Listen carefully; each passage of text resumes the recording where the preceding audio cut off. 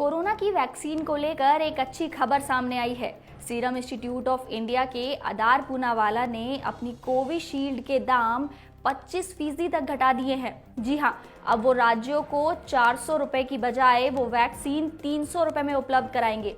अदार पूनावाला ने इसके लिए एक ट्वीट करके जानकारी दी है। उनका कहना है कि उनके ऐसा करने से राज्यों के हजारों करोड़ रुपए बच जाएंगे और इसके साथ ही वो हजारों लोगों की जान बचाने में भी कामयाब होंगे।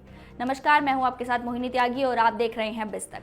जी हाँ, ये खबर सच है। अभी आपको बताते हैं कि इससे पहले अदार पूनावाला ने कहा था कि वो अपनी कोविशील्ड 400 रुपए में राज्यों को देंगे, लेकिन अब उन्होंने राज्यों के लिए इसकी कीमतें 25% तक घटाई हैं। यानी कि अब राज्यों को वो वैक्सीन सस्ती पड़ेगी, उनका कम फंड खर्च होगा और उम्मीद है कि इससे लोगों तक भी वैक्सीन सस्ती पहुंचेगी।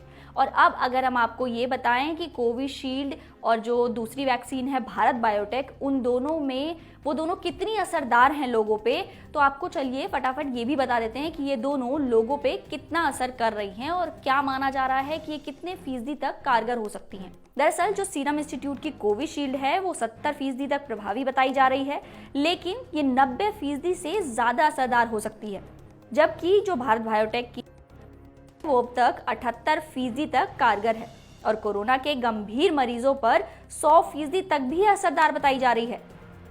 बता दें कि भारत बायोटेक ने अपने टीके की कीमत राज्यों के लिए 600 रुपये प्रति डोज रखी है और इसके अलावा प्राइवेट अस्पतालों के लिए वो कीमत 1200 रुपये प्रति डोज है। यानी कि राज्य सरकार को जो कोवैक्सीन है वो 600 रुपये प्रति डोज की कीमत पर खरीदनी होगी।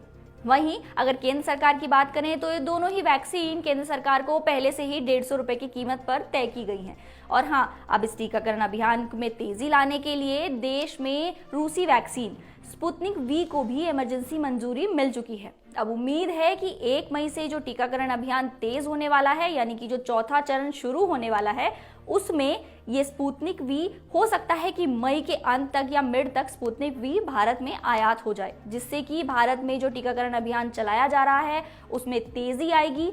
इसके अलावा सरकार पहले ही इन दोनों कंपनियों को, भारत बायोटेक और सीरम इंस्टीट्यूट को, एडवांस पेमेंट कर चुकी है वैक्सीन का प्रोडक्शन बढ़ाने के लिए, जिससे कि देश में जो वैक्सीन की कमी की बातें चल रही हैं या जो वैक्सीन की कमी हो रही है उसे जल्द से जल्द पूरा किया जा सके।